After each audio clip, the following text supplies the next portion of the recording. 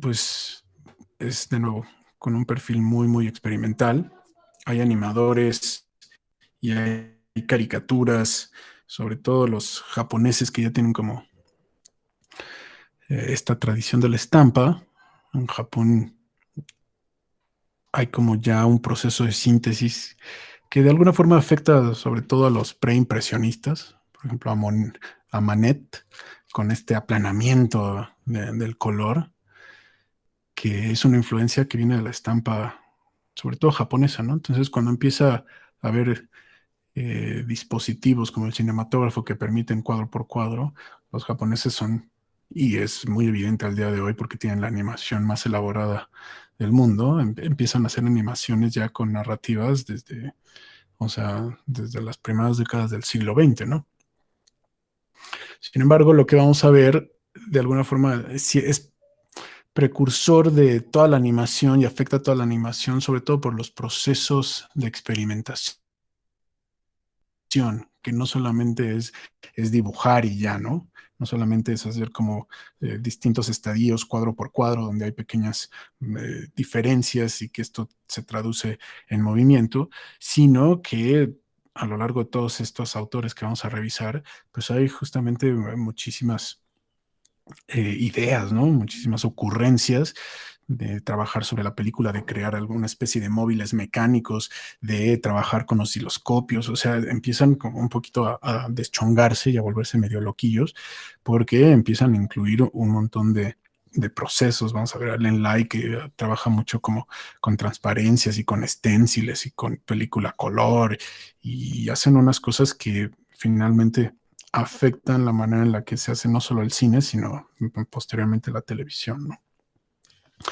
Entonces, a esta etapa le vamos a llamar cine experimental y nos estamos más o menos eh, concentrando en finales del 1920, 1930 y 1940, digamos que es la época más fuerte de todas las propuestas que hicieron estos distintos artistas o animadores, porque en muchos casos no se autodenominaron como artistas, ¿no? El que estamos viendo aquí en pantalla se llama Walter Ruttmann y es como de alguna forma el papá de todos los demás, porque es quien de entrada comienza con el uso de la abstracción.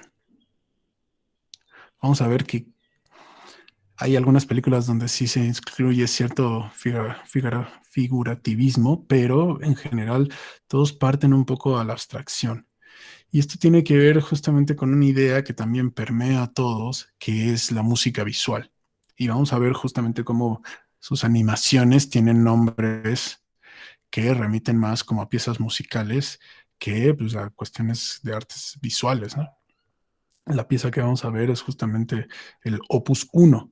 Y si nosotros ponemos, por ejemplo, Opus 1, nos vamos a encontrar que hay un montón de compositores, de músicos que tienen su Opus 1, ¿no? Que es, o sea, una forma de llamarle a ciertas piezas musicales. Y entonces, aunque con Walter Ruttmann todavía no hay sonido, empezamos a, ya de manera así como muy concreta, unificar el lenguaje musical matemático de ritmos y subdivisiones del tiempo, transformarlo en formas. Y esta transformación de formas tendría que ver con procesos sinestésicos, ¿no? Que la sinestesia es cuando de alguna manera los cables que conectan el cerebro están ahí medio cruzados y hay personas que pueden ver el sonido, ¿no? O sea, que la señal que perciben los oídos se interpreta a nivel mental como formas visuales, aunque el ojo no las pueda ver.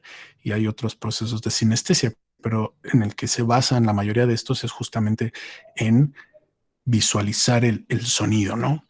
Vamos a ver cómo se interpretan y en muchos casos van acompañados de una pieza musical hecha específicamente para esa animación que, dependiendo del sonido, pues va a generar ciertas formas, ¿no? Si el sonido sube, si el sonido baja, si el sonido se subdivide, si el sonido es grave, si el sonido es agudo. Vamos a ver cómo se representan de distintas formas, ¿no? Él por ahí tiene también una película que se llama Sinfonía de una gran ciudad, de Berlín, pero esa es, digamos, en un espíritu un poquito más también futurista. Y él, como decía, es como el parteaguas y es el punto de inicio de todos los animadores de los años 30. Va.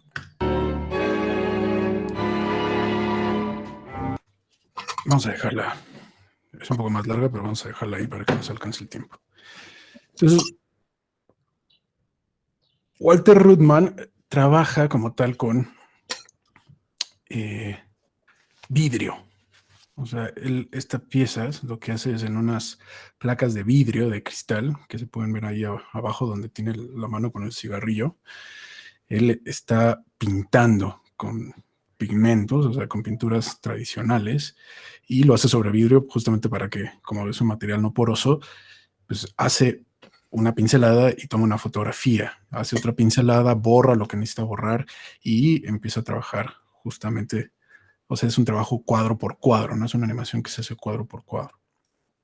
En los inicios trabaja con película blanco y negro, y el color que nosotros vemos ya en la pieza final se le agrega posteriormente también cuadro por cuadro con anilinas, o sea, sobre la película, ya después de que hizo foto por foto por foto por foto, le da el color con unas tintas transparentes especiales que justamente están pensadas para trabajar con película, ¿no? Entonces, ese es un poquito el trabajo que hace Walter Ruttmann. Originalmente esa pieza que vimos se presenta, es silente, y ya que se presentó a nivel, aparte de comercial, ¿no? Se ha proyectado en salas de cine, él, como tiene cierto éxito, después le encargan a un compositor que haga justamente una pieza musical con instrumentos de cuerda. Y justamente Walter Ruttmann está muy involucrado en el proceso de la escritura, de la composición, porque pues, lo que pide o exige, o sea, parte de las necesidades es que haya esta sincronicidad entre los movimientos que están en su animación con la parte musical, ¿no?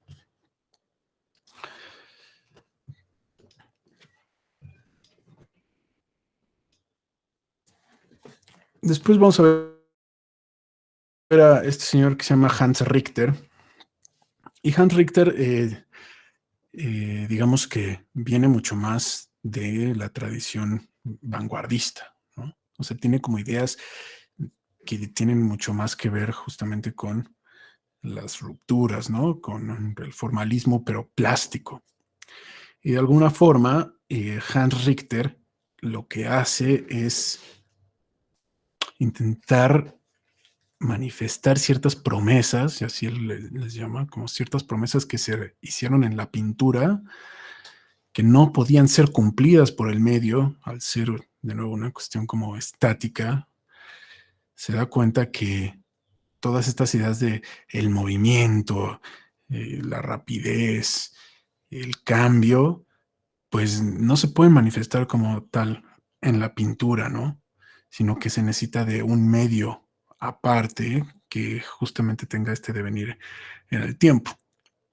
Entonces, junto con otro autor que vamos a ver a continuación, que se llama Viking Egling, que también vamos a ver una película de él, hacen estos primeros trabajos. Y la diferencia, digamos, rotunda de lo que es el trabajo de Hans Richter y Viking Egling con lo que hace Walter Ruttmann, es que ellos trabajan directamente sobre la película. Esto quiere decir que dibujan sobre, o sea, con puntas, lo que hacen es dibujar sobre la película. Para esto, pues tienen que agarrar como los cachitos de película y subirlos para primero pues entender, ¿no? Como, ok, este es, o sea, esto es lo que equivale a un cuadro de película, esto es lo que equivale. Y la forma más sencilla un poco de hacer eso era metiendo primero la película en una cámara cinematográfica y filmando para que la película, o sea, para que los cuadros de película quedaran bien definidos, ¿no? Porque si tú agarras una película así y la velas, pues queda completamente negra, ¿no? Entonces, para definir perfectamente los cuadros, pues lo más fácil es meterla, filmar una superficie completamente blanca para que Entonces, tú al momento de revelarla, pues tienes los cuadros perfectamente definidos y entonces ya cuadro por cuadro, con distintos instrumentos, pues iban raspando la película para quitar la emulsión y hacer que se volviera a ver transparente.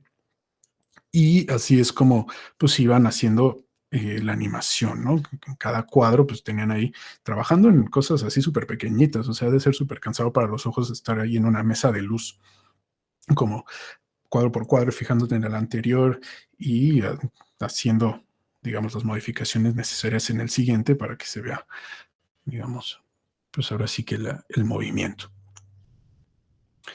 Entonces, vamos.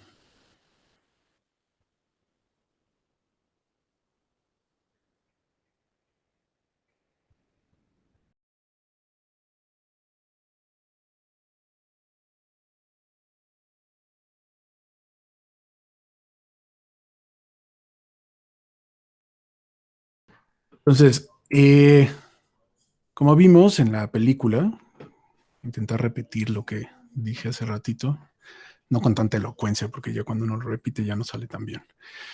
Pero bueno, Hans Richter justamente ve el cine como una manifestación absoluta, ¿no? De hecho, o sea, hay un grupo que se llama el cine absoluto y es justamente parecido a la postura que tiene este Dziga Vertov, donde niega un poco el cine como un medio para contar cuentos o fantasías, ciencia ficción, etcétera. Y en el caso de Sigaberto propone que el cine documental debería ser la forma máxima de cine. Bueno, Hans Richter y Viking Ekling, de hecho, están como en una postura similar, pero en el otro sentido, que es un poco más hacia la abstracción. Y decir que justamente las formas así sintéticas, el ritmo, la dinámica, es la representación o debería ser como la forma de cine más pura y absoluta, ¿no? Que tiene muchísimo más que ver con, de nuevo, promesas plásticas de la pintura. Entonces él escribe esto, que es yo concibo el cine como una forma de arte moderno, particularmente interesante al sentido de la vista. La pintura tiene problemas peculiares y sensaciones específicas, también el cine las tiene. Pero también existen problemas donde la línea divisoria es muy delgada o es muy difícil de encontrar. Específicamente, el cine puede cumplir ciertas promesas hechas por las artes clásicas en el momento en que la pintura y el cine se hacen amigos y trabajan juntos. Entonces, con este background que él tiene como de movimientos artísticos, vanguardias, que sobre todo se manifiestan a través de la pintura, pues encuentra en el cine una forma de extender, ¿no? Y gracias a las cualidades del medio, solucionar problemas que no había podido solucionar o no se habían podido solucionar no solo él, sino otros artistas en el lienzo y pues, en una imagen perfectamente estática. Viking Egling, de igual que Hans Richter, tiene contacto con otros movimientos y también por eso a nivel formal son como tan como sintéticos, ¿no? Estas formas súper geométricas del constructivismo, pueden ahí pensar en Malevich, pueden pensar también en reduccionismo ahí con Kandinsky, etcétera, sobre todo yendo hacia la abstracción, que es, digamos, un punto al cual se están dirigiendo la mayoría de los movimientos de vanguardia, cada vez un proceso de síntesis eh, más agresivo, y ellos entienden el cine absoluto justamente como música para los ojos, ¿no? Ese sería como su término, es música para la visualidad. Y pues él justamente se refiere a esta práctica como una pintar en el tiempo, ¿no? Que es pues, lo que ya hemos hablado, la transformación. Entonces, dice que la luz, la forma y el tiempo son imposibles de representar en una pintura estática, ¿no? La pieza que vamos a ver de él se llama eh, Sinfonía Diagonal, y por extraño que parezca, solamente con esa le bastó para convertirse o para formar parte de la historia. En realidad, en internet no se encuentran otros trabajos de Viking Egling.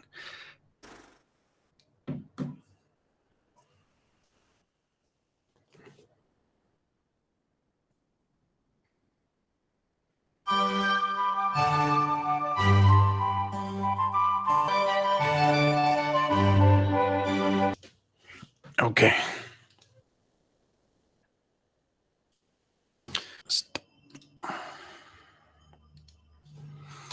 Entonces, Ese es Michael Egling. Les voy a ser honesto, a mí como que toda esta primera etapa de la animación experimental me parece que todavía no es muy interesante, sobre todo viéndola desde el momento temporal, ¿no?, en el que estamos. Es todavía un poquito, como que el ritmo es un poco lento y las formas y eso no son como muy inspiradoras ni muy atractivas. Pero con este sujeto que tenemos en pantalla que se llama Oscar Fischinger, digamos que hay un salto en cuanto a la calidad. Él tiene una formación de ingeniería, o sea, tiene como bien entendido cuestiones mecánicas, y eso es importante para el tipo de animación que va a generar, porque él empieza a generar dispositivos.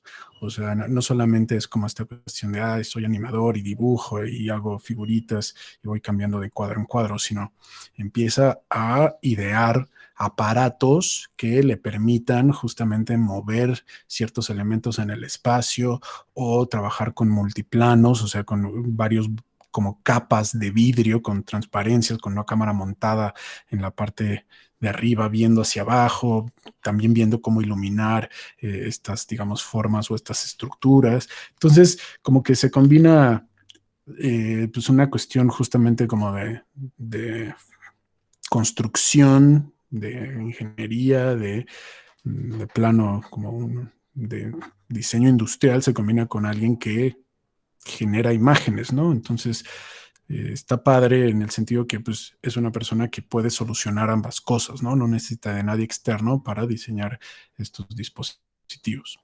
Entonces, Oscar Fischinger es un poquito eh, el punto de entrada de la animación experimental al cine como comercial, ¿no? Lo que vimos antes, pues eran propuestas de artistas, básicamente, que sí llegaban a proyectarse, pero Oscar Fischinger ya tiene trabajo como tal comercial, ¿no? Y tiene compañías que lo financian para hacer películas y a veces tiene encargos específicos, ¿no? Para, o sea, como en este caso lo que vamos a ver, que es un encargo para la Fundación Guggenheim, ¿no? Y crea este que se llama Lumigraph, aparte de otros dispositivos, pero este es el más famoso, que igual ahorita les explico cómo funciona, pero primero vamos a ver de qué va su trabajo. Lo que vamos a ver es esta, que es la más famosa. Y el problema de Oscar Fischinger es que hay un montón de como pequeñas muestras de su trabajo en internet, pero súper cortitas, ¿no? Porque están protegidas con derechos de autor, porque de nuevo ya intervienen como productoras más grandes, ¿no? Como la Metro Goldwyn Mayer o cosas de este tipo que pues, de nuevo están como más insertadas en la estructura hollywoodense de distribución, producción y sacar necesariamente regalías de estas peliculitas.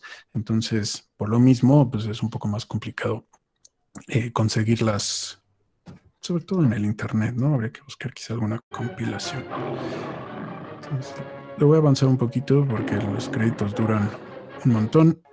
Este se llama Optical Poem de Oscar Fischinger. Y ahorita hablamos justamente de cómo lo construyó.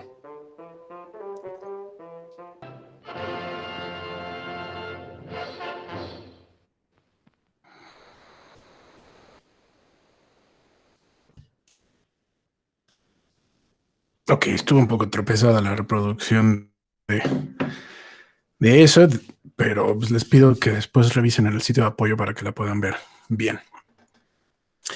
Esta pieza es una pieza, o sea, como muy bella, y a nivel técnico es como sorprendente cómo la solucionó, porque lo que estamos viendo, todos los cuadritos, rectángulos, circulitos principalmente, son recortes de papel. Y no sé si se dan cuenta, pero hay veces que se ven sombras. De los mismos, estos recortitos, se ven las sombras proyectadas en los objetos que quedan atrás.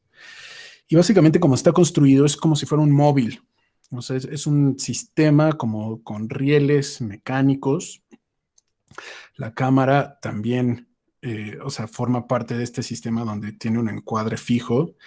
Y entonces Antes de iniciar cualquier clase de captura, primero pues hay una planeación muy específica de los compases de la música, ¿no? Y decir, ok, aquí están estas notas y temporalmente, o sea, tienen que durar esto, ¿no? Entonces, eso se tiene que traducir, o sea, esa cantidad de tiempo que dura la música, se tiene que traducir a cuadros para decir, ok, en el cuadro uno, en el cuadro 4, en el cuadro tan van a aparecer cosas, ¿no? Y aparte, este objeto se va a mover en el cuadro 1 va a aparecer aquí y se va a mover hasta el cuadro número 8 y se va a mover esta distancia. Entonces tengo que generar como movimientos intermedios para que llegue aquí y se vea como ese movimiento fluido.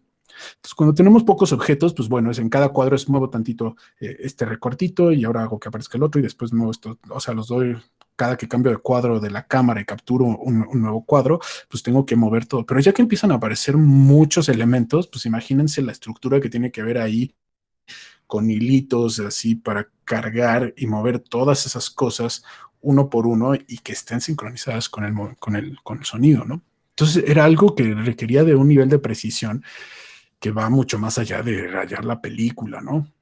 O sea, por eso es importante este background que tiene él de ingeniero, porque pues le permitía como visualizar cuál era mecánicamente lo que se necesitaba para poder solucionar o para poder llegar a esa solución visual. Entonces, Oscar Fischinger, aparte de eso, también tiene otras estructuras que son utilizando vidrio, ¿no? Igual ya nos queda poquito tiempo, entonces vamos a pasar. Ya no nos faltan tantos. Esta persona que tenemos aquí, esta animadora, se llama Mary Ellen Booth.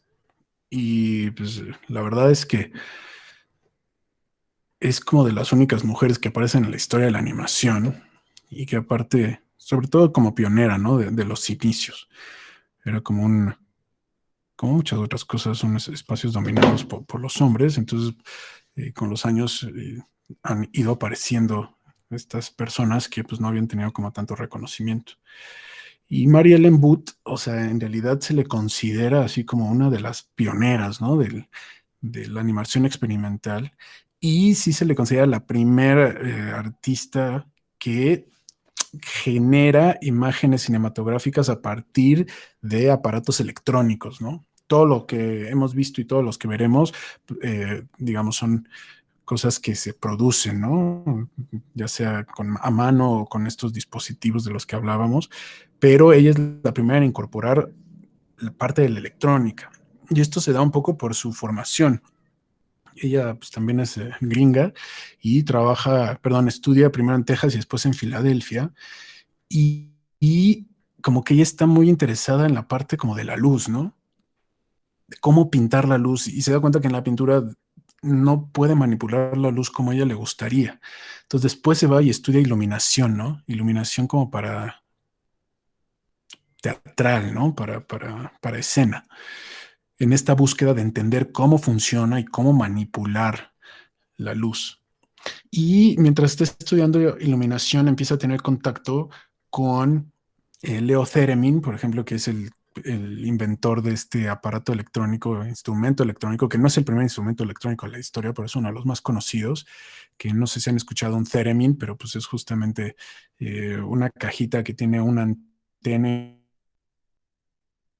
tiene como una alambre de metal medianamente ovalado y pues uno va tocando sin tocar físicamente el instrumento, eh, con las manos acercándose y alejándose de cada una de estas como dos antenas, lo que produce una señal electrónica, ¿no? Entonces ella empieza a entrar en contacto con estas formas o estas manifestaciones, digamos, de las artes a través del uso de tecnologías innovadoras y pues las incorpora, no la parte musical, pero sí a la parte visual, ¿no? Ella, hay unas cosas que se llaman color organs, que eran como instrumentos que estaban diseñados como para al tocarlos producir como luz, ¿no? Estos color organs en realidad se empiezan a producir desde antes y pues si alguno tuvo Windows Media Player o cosas así, que cuando uno ponía una canción de repente aparecían visuales, digamos que los color organs son los tatarabuelos de estas manifestaciones visuales abstractas, ¿no? Que justamente responden un poquito al volumen de la música, las tonalidades y que se generan visuales, ¿no?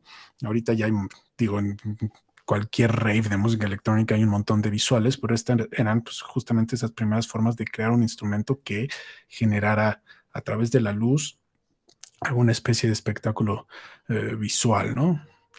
Entonces, ella, aparte de ser animadora, de hecho es una gran experimentadora y utiliza objetos, utiliza caleidoscopios, utiliza cristales, espejos para crear distintas, digamos, formas ya en la cinematografía.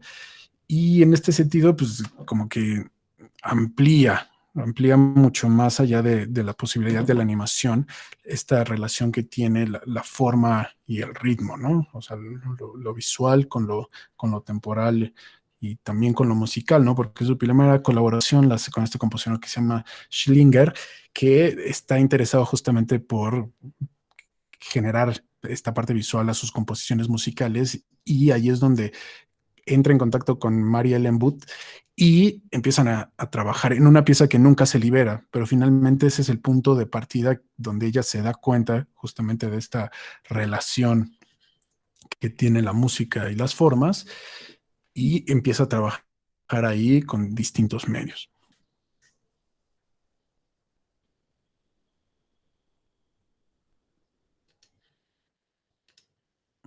Ok, todo listo, corre.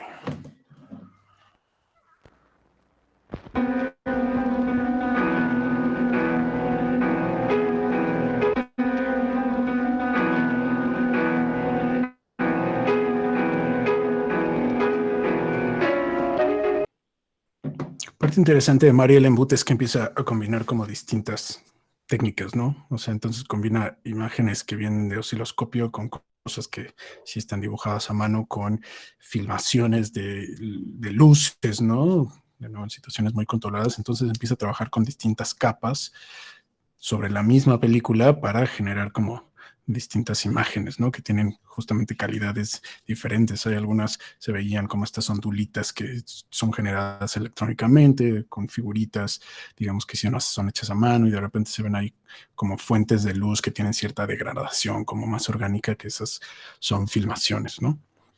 Las piezas que ella produce, durante muchos años se proyectan justamente antes de películas que tienen cierta importancia, o sea, su trabajo empieza a ganar como mucha notoriedad porque pues, en películas así, blockbusters, etcétera, ponen antes del inicio de la película, ponen su trabajo, ¿no? Justamente para que se dé a conocer y pues para empezar a generar también como un público por esta clase de materiales. Sé que ya son las 2 de la tarde, pero pues vamos a terminar esto, ya faltan solamente dos autores más, ¿no? Este señor se llama Len Lyle. Él está muy próximo justamente al arte cinético a través de sus esculturas y también es parte del filme experimental, nada más que él ya es un poquito más joven. Para mí, él es el papá de toda la estética de MTV de los ochentas, ¿no?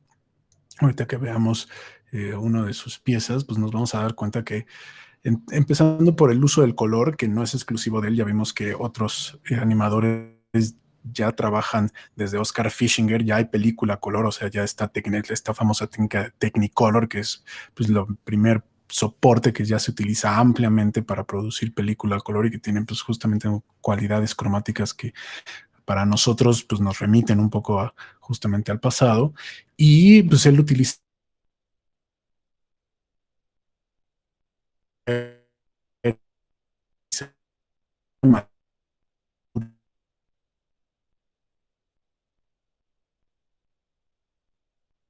como casos completamente distintos, más expresivos, ¿no? De lo principio con, no sé, con Ruthman o con Rick, como formas muy perfectas, él más como al accidente y pues, como muy estridente y por no coincidir, vamos a ¿no? Como todo este estilo muy de los ochentas así, duradas, mucho.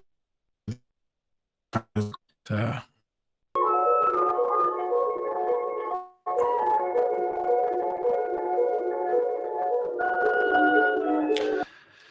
espera. Entonces, el último autor que vamos a ver se llama Norman McLaren. Y él es un personaje como importante que desarrolla, digamos, distintas técnicas para unificar el sonido con la parte visual. Y justo en los videos que les acabo de compartir, hay uno donde se ve cómo él dibuja el sonido. En este momento hay como un dispositivo que permite que las ondas sonoras, como la forma de onda, si se acuerdan de nuestra clase de audio, quede también representada en la película. Y entonces cuando esa forma de onda pasa a través de un dispositivo que simultáneamente proyecta la película al mismo tiempo que lee o interpreta esta forma de onda como un audio, lo que sucede es que se genera como un sonido abstracto.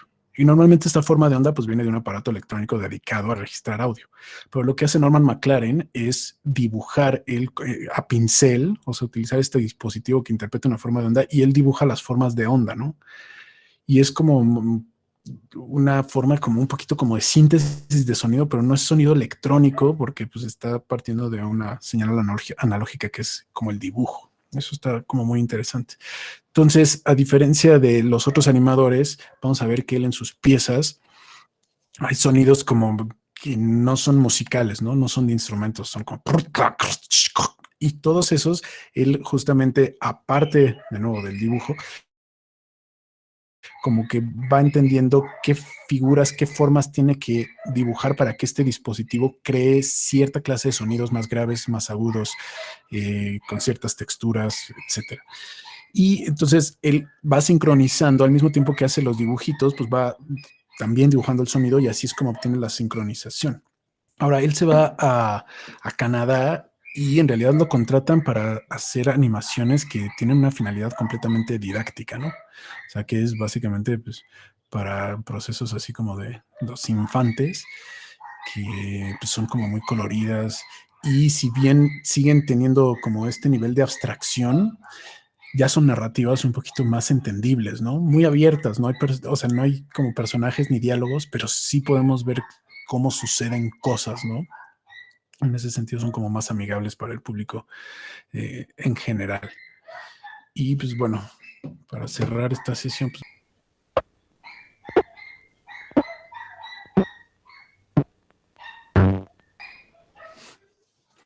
para finalizar, solo me gustaría llegar a este videíto, que es el que les digo que es el último debajo del nombre de Norman McLaren. Es el último que aparece. Y aquí justamente podemos ver cómo está este dispositivo que es el que lee la forma de onda y la traduce en sonido. Y esas marquitas negras, en lugar de provenir de un micrófono o de un sistema electrónico, él pues básicamente las pinta, ¿no?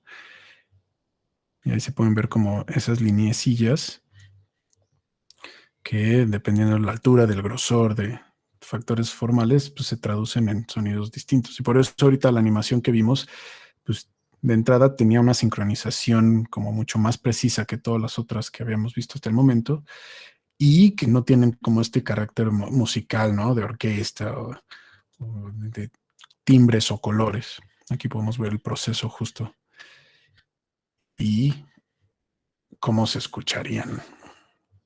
What would they sound like? ¿No? Que es pues básicamente The distance the lines are apart lo que controls acabamos de pitch. escuchar. With the lines far apart, a low pitch note, a medium, and a high note.